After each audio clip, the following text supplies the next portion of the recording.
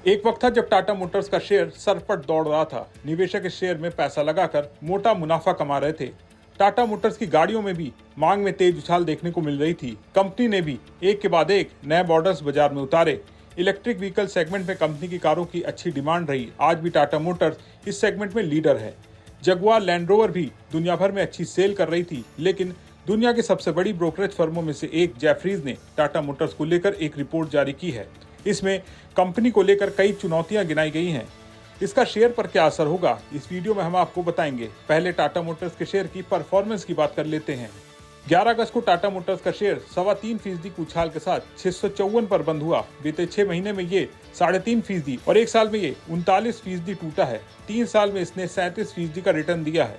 इन आंकड़ों से साफ होता है बीते एक साल से टाटा मोटर्स के शेयर ने निवेशकों को निराश किया है। अब आते हैं टाटा मोटर्स की पहली तिमाही के नतीजों पर। जून तिमाही में टाटा मोटर्स का मुनाफा सालाना आधार पर 63% गिरकर 3,924 करोड़ रुपए रहा। आय भी सालाना आधार पर 2.5% गिरकर 1,04,000 करोड़ रुपए रही। कामकाजी आय भी सालाना आधार पर 35% गिरकर 9,724 करोड़ रुपए रही। मार्जिन तो बुरी तरह गिरे हैं। सालाना आधार पर मार्जिन 14% गिरकर 9.3% पर आ गए। पहली तिमाही के आंकड़े बताते हैं कि जून तिमाही कंपनी के लिए अच्छी साबित नहीं हुई। आय हो, मुनाफा हो या मार्जिन, सभी जगह गिरावट दिख रही है। अब आते हैं जेफरीज की रिपोर्ट पर, जिसने निवेशकों को चिंता में डाल दिया है। जेफरीज ने टाटा मोटर्स को अंडर परफॉर्म रेटिंग के साथ 550 रुपए का लक्ष्य दिया है, जो पहले 600 रुपए था। लक्ष्य कम होना किसी भी बड़ी कंपनी के लिए निगेटिव होता है। जेफरीज के मुताबिक पहली तिमाही में कंपनी का प्रदर्शन निराशाजनक रहा है। जेफरीज की रिपोर्ट पर पॉइंट बाय पॉइंट समझते हैं। पहले बात जगुआर लैंड रोवर की।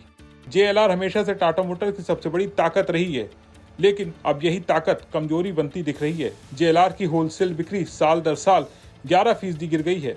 अमेरिका, ब्रिटेन और यूरोप जैसे बड़े बाजारों में बिक्री कम हुई है। अमेरिका में टैरिफ का असर भी दिख रहा है। चीन, जो JLR के लिए एक बहुत बड़ा बाजार है, वहाँ कॉम्पिटिशन बहुत बढ़ गया है।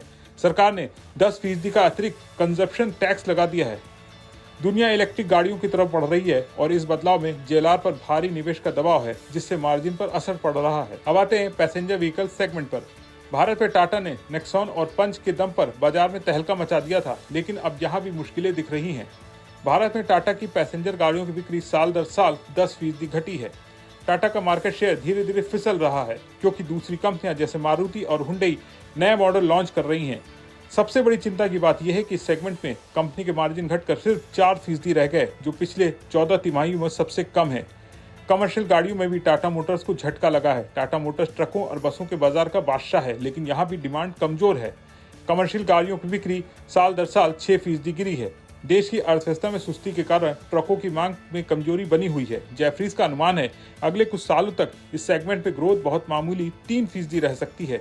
इन सभी चुनौतियों के बीच टाटा मोटर्स ने इटली की ट्रक बनाने वाली कंपनी लिवाको के अधिग्रहण का ऐलान किया है। कई लोगों ने इसे एक मास्टर स्ट्रोक बताया, लेकिन जेफरीज समेत कई एक्सपर्ट इस सौदे को लेकर आश्वस्त नहीं है। वो इसे एक जोखिम भरा मोड़ कह रहे हैं। एक्सपर्ट को लगता है कि जब कंपनी अपनी मौजूदा कारोबार इतनी मुश्किल से गुजर रही है, तो ऐसे में एक और बड़ी कंपनी का अधिग्रहण करना, उसे मैनेज करना टाटा मोटर्स के लिए एक बड़ा सिरदर्द बन सकता है।